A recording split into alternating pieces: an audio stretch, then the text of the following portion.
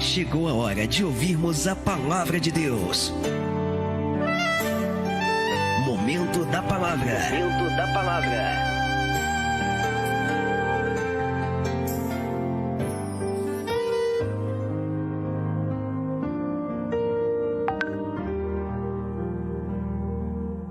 (22h20), 22h20 em Anápolis, hora de Brasília.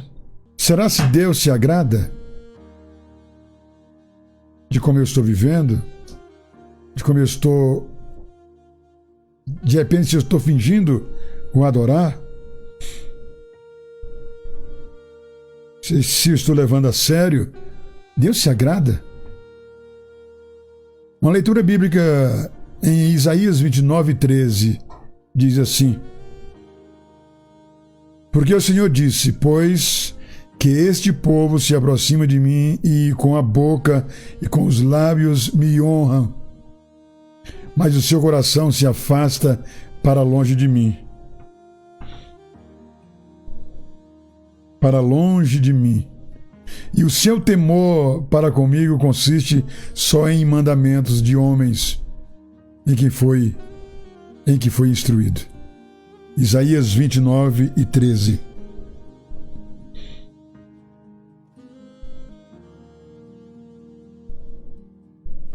Mas também temos um versículo em destaque, que está em Jó, capítulo 1, versículo 8. Todo mundo conhece esse versículo, né? Que diz assim: disse então o Senhor a Satanás: reparou em meu servo Jó? Não há ninguém na terra como ele, irrepreensível, íntegro, homem que teme a Deus e evita o mal. Esse é um segredo muito especial para quem quer agradar a Deus e o adorar de verdade, não só de lábios, né?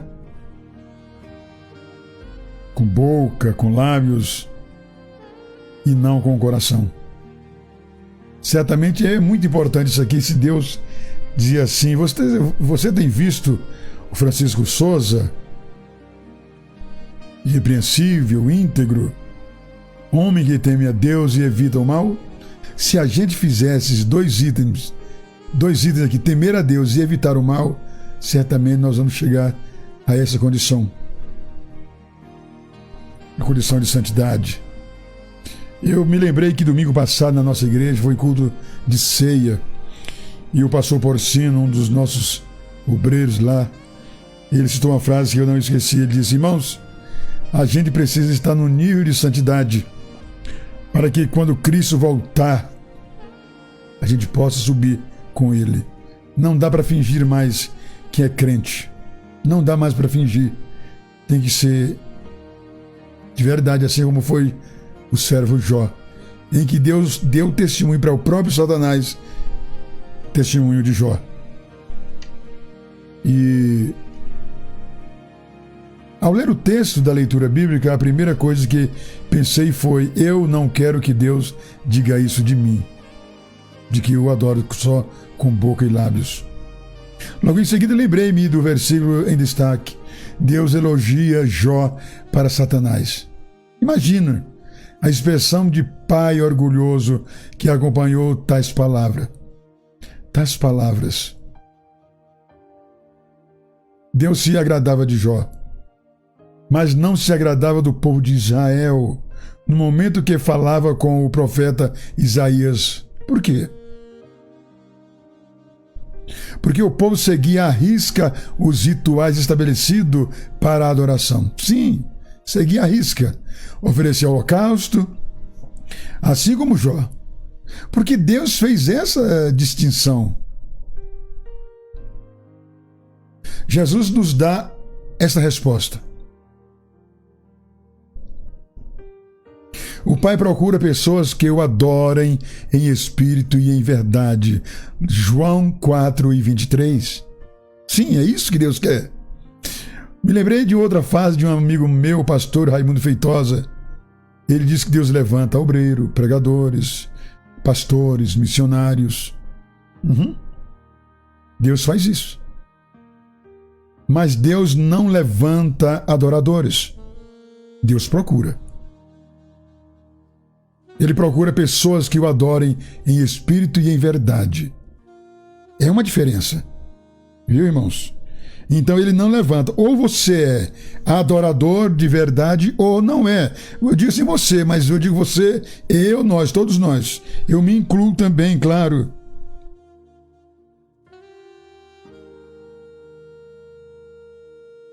Amém, irmã Helena. Então é isso que Deus quer de nós, uma verdadeira adoração.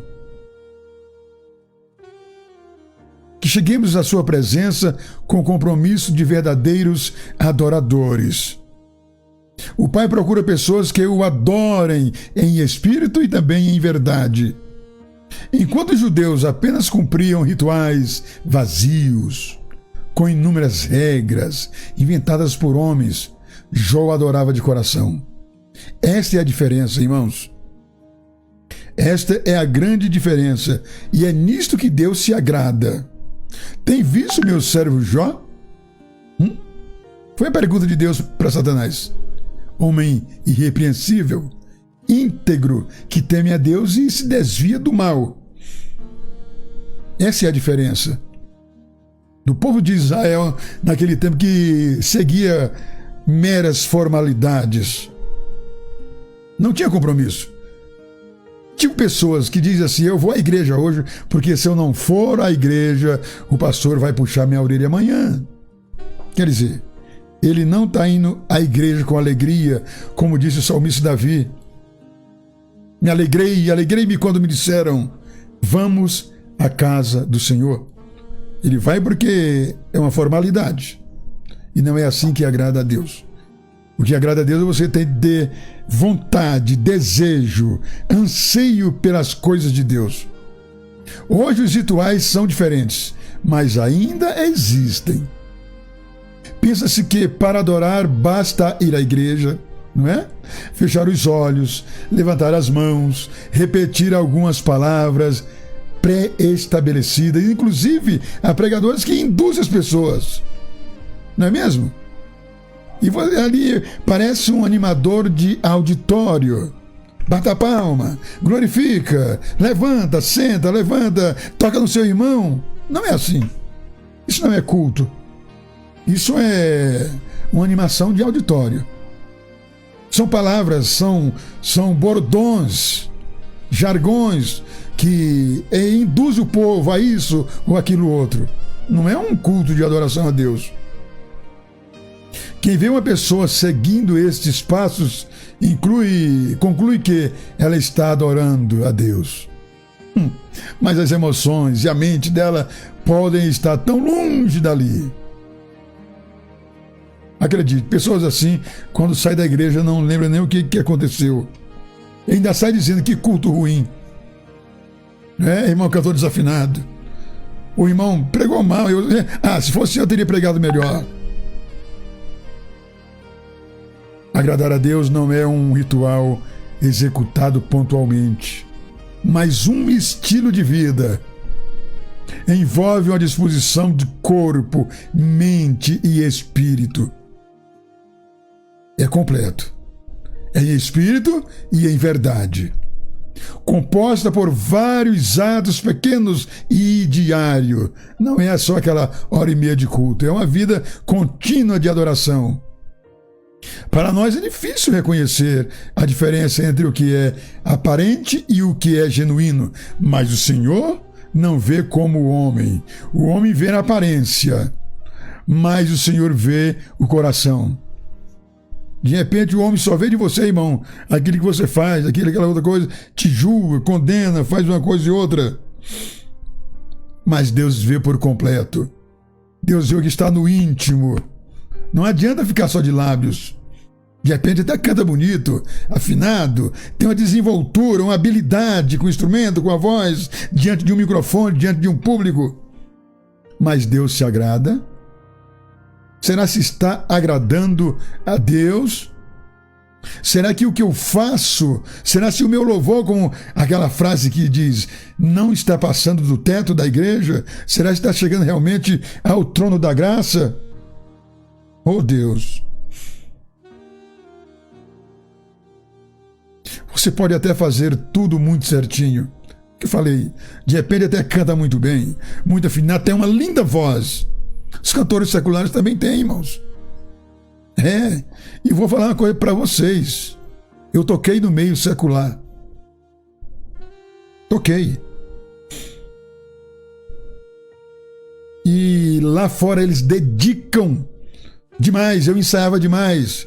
Quando eu comecei a tocar no meio secular, eu era muito jovem, eu tinha 17 anos e tocava contrabaixo. Eu dormia abraçado com o contrabaixo de tanto ensaiar, de tanto me dedicar, de tanto me aplicar na minha profissão de músico. Eu fiquei indignado uma vez quando o irmão me disse, ele pegou o violão, fez uma notinha e disse, para Deus está muito bom. Eu não vi a hora que chamei a atenção dele. Para Deus está muito bom, tocando mal assim, não se dedicando, não procurando aprimorar o dom que Deus te deu. Ei, Deus está procurando verdadeiros adoradores, não animador de auditório. Como disse, no meio secular, eles são aplicados, ensaiam todos os dias, se aplicam bem, enquanto a música não está ajeitadinha, eles não cantam, não tocam. É assim que funciona lá. E na igreja a gente mal escuta o hino e à noite já quer cantar na igreja, porque o hino é um hino de sucesso, está fazendo sucesso na internet, naquilo outro, e já quer apresentar essa canção no culto. Não, você quer aparecer no culto. E de repente você chega lá e não ganha a oportunidade, volta para casa falando mal de quem estava dirigindo o culto. Então você não foi adorar a Deus. Não foi. Desculpa falar. Você ou eu estou falando de todos nós. Então nós não fomos adorar a Deus, porque adorar a Deus você adora no banco. Quando o irmão está louvando a Deus, você adora com ele. Quando está pregando, você adora com ele. Quando estamos orando, você está adorando. Adorar não é cantar uma música na frente. Adorar é um estilo de vida, cotidianamente, continuamente, em todo o tempo, é em casa, é no trabalho, é na faculdade, é na escola, é caminhando, no carro, no ônibus, no trem, sei lá onde você estiver. Não é apenas para ir lá na frente do púlpito e cantar uma música de sucesso. Isso é uma exibição, não é uma adoração. Deus se agrada? Será que Deus está se agradando do nosso estilo, da nossa forma de dizer que o adoramos?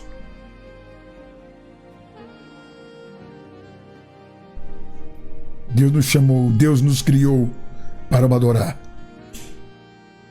Mas o homem fugiu disso. O homem fugiu desse propósito de Deus para com a humanidade. O homem fugiu disso. E não é à toa, Jesus sabia muito bem o que dizia, como ele sempre soube. O Pai procura verdadeiros adoradores, que o adorem em espírito e em verdade. É isso que ele quer de mim. É isso que ele quer de nós. Eu vou repetir.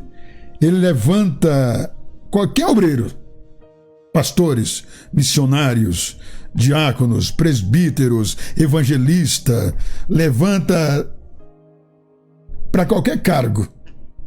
Mas adorador, irmão, ele procura. E naquela frase que o meu amigo pastor Raimundo Feitosa disse, eu acrescentei: deixe-se ser encontrado por Deus como verdadeiro adorador. Permita que Deus te encontre. E quando Ele te encontrar, mude de vida e o adore em espírito e em verdade. Isso vai agradar a Deus. Foi isso que Deus falou de Jó. Satanás, tu tem visto meu servo Jó? Homem irrepreensível, íntegro, que teme a Deus e desvia do mal. Ah, Jesus. Meu Deus, como Deus é maravilhoso. Você pode até fazer tudo muito bonitinho, muito certinho, tocar seu instrumento muito bem, seu teclado, sua bateria, sei lá, seu instrumento, soltar aquela linda voz que você tem. Mas se não sair, irmão, do coração, não vai passar, como diz, não vai passar do teto mesmo, não. Pode até agradar o público naquele momento, pode até levar alguém a um êxtase naquele momento, a uma falsa alegria naquele momento, mas não vai agradar a Deus. Você pode até fazer tudo muito certinho, ser uma pessoa boa, mas qual é a motivação para as suas ações? Você faz porque quer ser bem visto pelas pessoas? Ou porque quer agradar a Deus? Não, irmão, esse tipo de coisa é coisa no automático.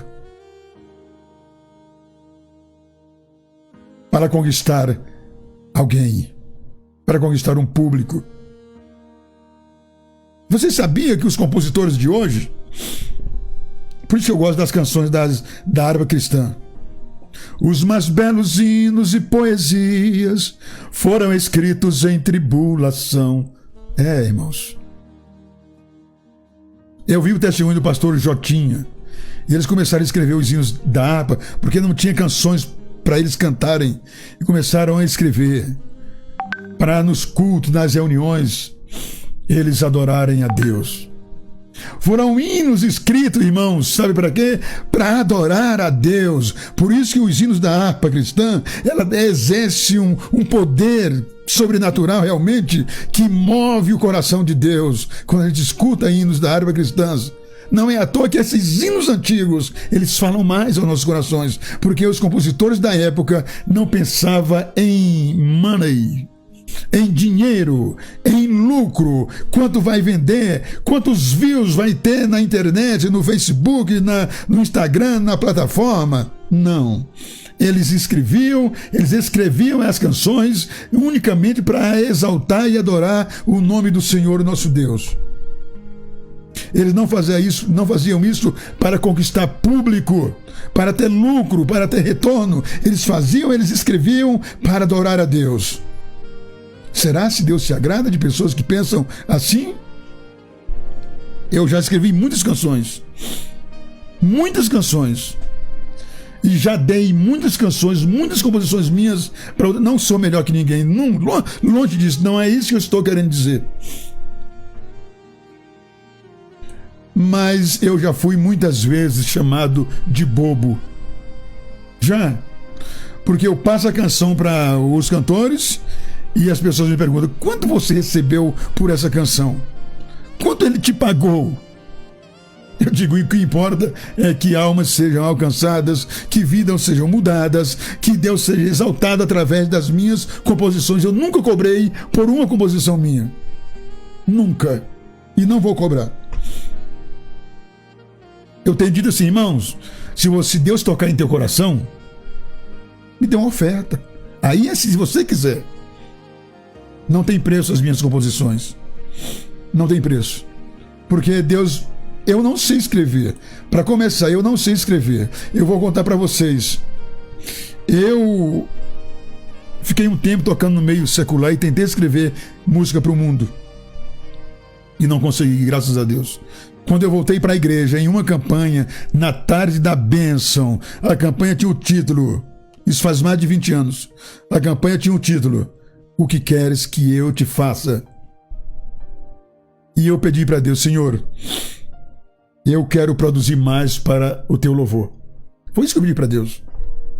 Eu tenho o cartãozinho dessa campanha guardado até hoje. Eu faço questão de guardar, irmãos. Eu não especifiquei para Deus o que eu queria. Eu só falei que queria produzir mais para o louvor a Ele. E eu lembro bem que na metade daquela campanha, escute bem, eu estava escrevendo canções para adorar a Deus. Eu não sei como, mas foi isso que Deus fez para mim. Foi isso que Deus fez para mim. Ele me deu um jeito de compor. Por isso eu não cobro das minhas canções, porque não é minha. Elas não são minhas, elas foram criadas, dedicadas a mim por Deus para o adorar. Aleluia. Eu não sei cobrar por elas. Elas não têm preço, elas não têm valor. Elas é de Deus, elas são de Deus, não são minhas. Eu não tenho o direito de cobrar. Aí eu digo para o irmão que grava as minhas canções, eu digo, irmão, se Deus tocar em teu coração, me dê uma oferta, e o tanto que Deus tocar. Se não for, não me dê nada. E acreditem, vários cantores já gravaram músicas minhas que nem um CD para eu ouvir em casa, eles me deram. E daí? Problema não. Tem problema não. É importante que por onde ele passar, se ele adorar a Deus com uma canção minha e uma alma for alcançada, eu já ganhei muito com isso. Eu não faço canções para conquistar ninguém. Nunca fiz, nunca pensei nisso.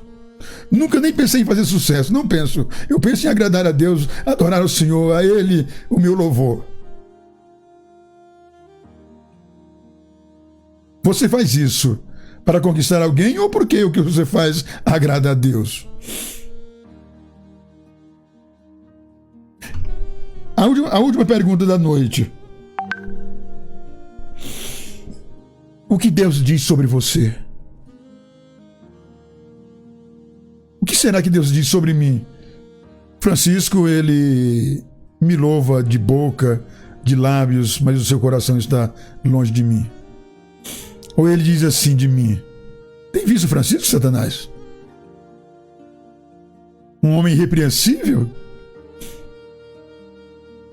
Que teme a Deus e que foge do mal? Será?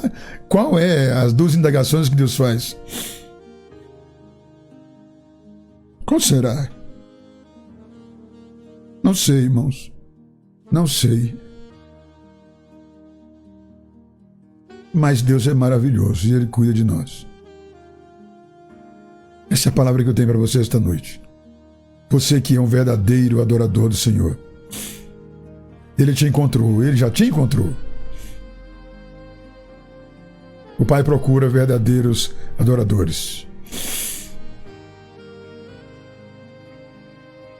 Aleluia. É, irmã Antônia, foi o próprio Deus que deu testemunho de Jó. Que testemunho lindo, né, irmão? Já pensou? Que coisa maravilhosa. É lindo demais. E naquele tempo que eu falei para Deus, Deus, eu quero produzir para o teu louvor. A primeira canção que ele me deu foi uma canção baseada no texto onde Pedro e João chegaram na porta formosa, estava aquele coxo pedindo esmola.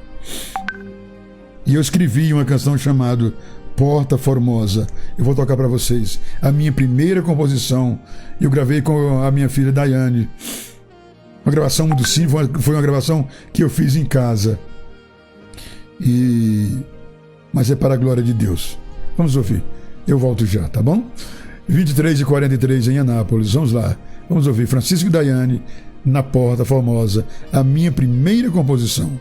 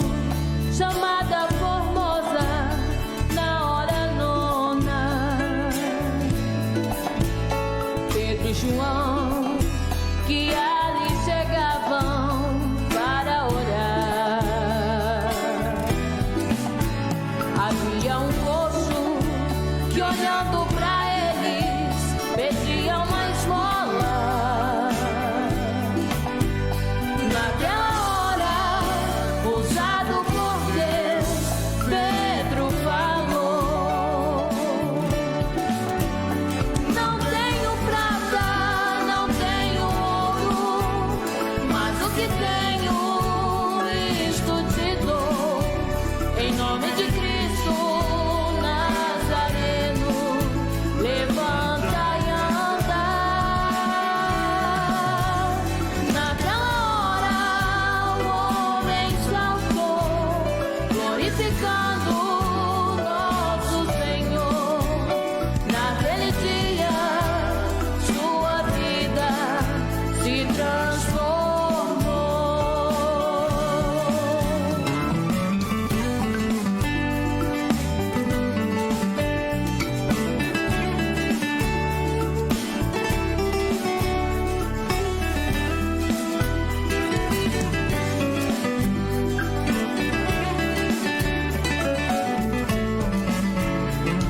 Assim acontece com servo fiel que anda preparado.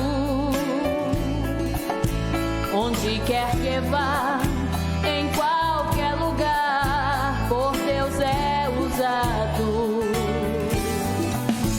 Consagra tua vida.